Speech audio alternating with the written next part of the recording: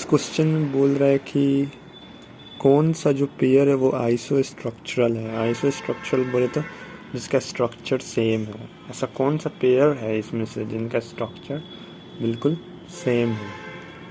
तो ये तो बहुत तरीके से किया जा सकता है। जैसे कि एक तो स्टेरिक नंबर निकाल के सीधा हम हाइब्रिडाइजेशन देख लें, जिसका हाइब्रिडाइजेशन सेम वो उसका स्ट्रक्चर सेम।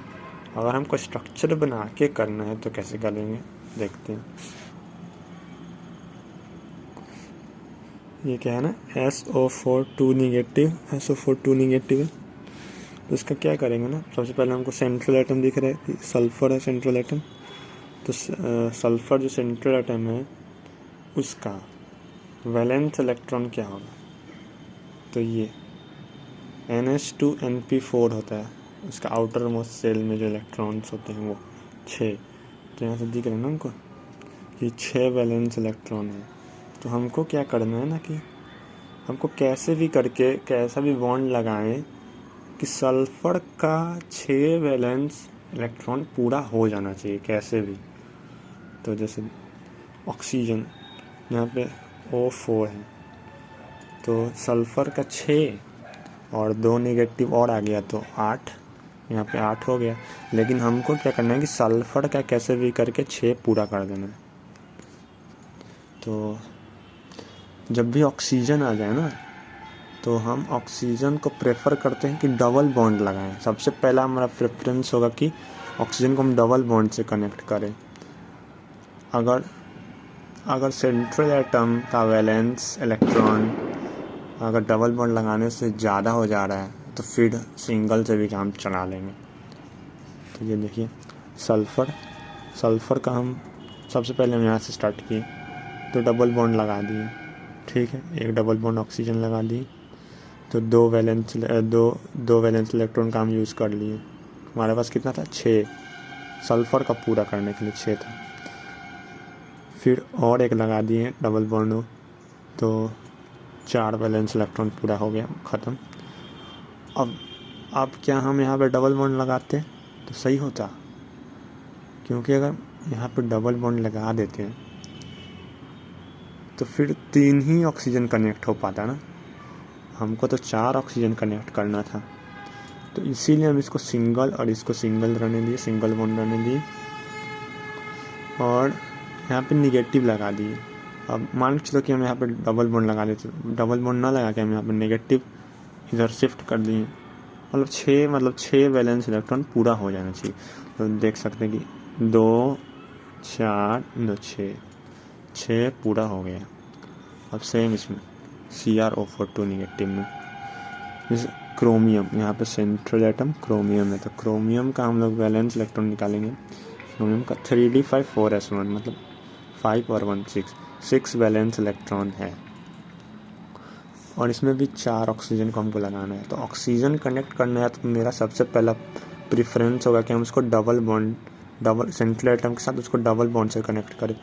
तो जो हम करते भी हैं यहाँ पे देखिए, पहले हम लगाए डबल बॉन्ड के साथ, 2 यूज़ हो गया, 6 था 6 वैलेंस इलेक्ट्रॉन, 2 यूज़ कर लिए, 2 और यूज़ कर लिए 4। क्या हम यहाँ पे डबल बॉन्ड एक और डबल बॉन्ड लगा सकते हैं? अगर लगाते हैं तो मेरा तो वैलेंसी यहीं तक में पूरा हो जाता, 3 ही ऑक्सीजन लगता, लेकिन हमको लगाना था कितना, 4। तो इसीलिए मैं यहाँ डबल बॉन्ड नहीं लगाया, सिंगल बॉन्ड ही लगाया।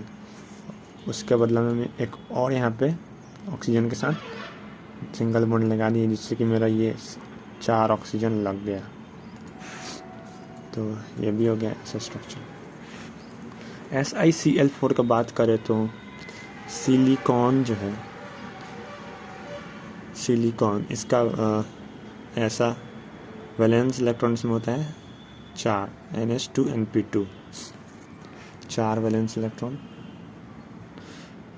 तो हमको कैसे भी करके 4 सिलिकॉन का वैलेंस इलेक्ट्रॉन पूरा देना है। तो हम क्लोरीन भी 4 है तो 4 क्लोरीन को कैसे लगाएं, ऐसे मतलब ये स्ट्रक्चर तो ऐसा स्ट्रक्चर इसलिए बना रहे हैं ना क्योंकि स्टेरिक नंबर 4 है, क्योंकि 4 सिग्मा बॉन्ड लग रहा है, लोन पेयर एक भी नहीं है, क्योंकि वैलेंस इलेक्ट्रॉन 4 था, 4 वैलेंस इलेक्ट्रॉन का 4 क्लोरीन से कनेक्ट हो गया तो लोन पेयर बचा नहीं, तो 4 सिग्मा का होता है sp3 का शेप होता है टेट्राहेड्रल। तो ये टेट्राहेड्रल का ऐसा ही स्ट्रक्चर होता है, ऊपर इधर। तो इसमें भी देखो 1 2 3 4 वैलेंस इलेक्ट्रॉन पूरा हो गया। यहाँ पे TiCl4 टाइटेनियम का होता है ये 3d2 4s2, 4 वैलेंस इलेक्ट्रॉन इसमें भी, और हमको 4 वैलेंस इलेक्ट्रॉन है, 4 क्लोरीन भी लगाना है। तो ये भी हो गया ना, स्टेरिक नंबर इसका भी सेम ही हो गया 4sp3। तो ऐसा लगा दिए और देखिए ना यहाँ पे वैलेंस इलेक्ट्रॉन 4 पूरा हुआ कि नहीं, 1 2 3 4 पूरा हो गया। तो ये दोनों का स्ट्रक्चर सेम है, मतलब A नंबर B नंबर में भी दोनों का स्ट्रक्चर सेम है, इसीलिए आंसर था A और B। और आगे का भी देख लेते हैं वो लोग गलत क्यों है, इसका स्ट्रक्चर गलत क्यों है। जैसे कि NH3 है, नाइट्रोजन को हम लोग ऐसे इसका लिख सकते हैं valence electron NH2Np3, 5 valence electron है,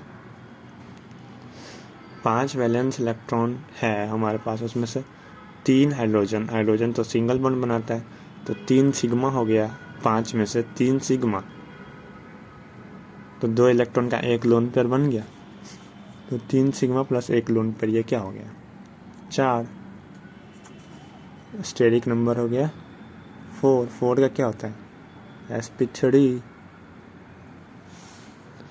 तो इसमें हम कैसे लगा सकते हैं, नाइट्रोजन 3 हाइड्रोजन का बॉन्ड बना दिए, तो देखो 1 2 3 और ये दो इलेक्ट्रॉन 5 वैलेंस इलेक्ट्रॉन नाइट्रोजन के यहाँ पे पूरा हो गया ना, तो इसीलिए ऐसा। फिर NO3 निगेटिव, नाइट्रोजन का NH2Np3 होता है, 5 वैलेंस इलेक्ट्रॉन प्लस 1 यहाँ से आ गया 6। लेकिन हमको फोकस ये करना है कि हमको कैसे भी करके नाइट्रोजन का 5 पुराना है। तो नाइट्रोजन का 5 पुराने के लिए हम लोग पहले यहाँ से स्टार्ट किए, 2 ऑक्सीजन का बना दिए, 2 कंप्लीट, यहाँ पे 2 वैलेंस इलेक्ट्रॉन कंप्लीट कर दिए ऑक्सीजन का। फिर यहाँ पे बनाए 3, फिर यहाँ पे 4 और ये इसका 5, मतलब कैसे भी करके हमको 5 वैलेंस इलेक्ट्रॉन नाइट्रोजन का उड़ा देना। फर्स्ट प्रेफरेंस अगर ऑक्सीजन लगाया तो हमको डबल बॉन्ड से करना स्टार्ट। अब देखिए BCl3, B बोरोन का होता है NH2Np1, वैलेंस इलेक्ट्रॉन 3 है, स्टेरिक नंबर 3 है, 3 का होता है sp2, ट्राइगोनल प्लेनर।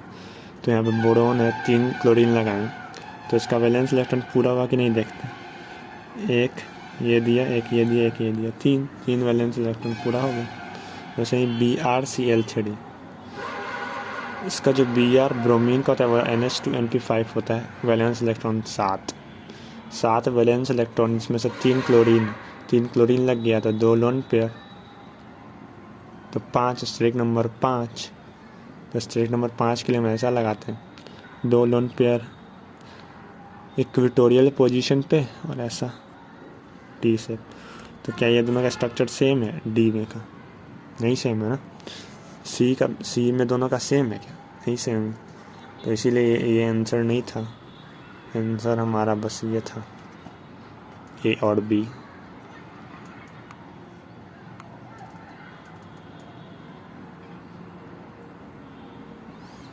तो